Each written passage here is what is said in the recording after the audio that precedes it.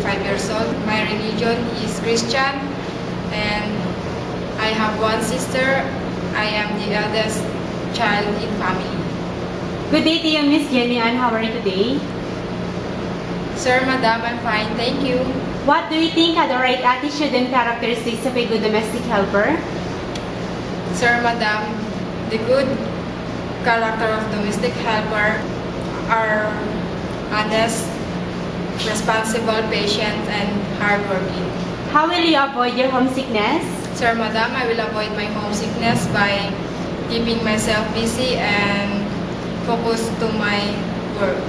Can you tell us how to take care of the children? Sir, Madam, I will take care the children as my own children, and I will give them food and give medicine whenever they are sick, give vitamins and take a bath.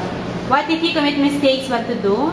Sir, Madam, I will say sorry and promise I will not do it again. Any message to your future employer? Sir, Madam, please hire me and I will promise that I will finish my contract within 2 years. Thank you, Miss Jenny Ann, and good luck. Thank you, Ma'am, sir.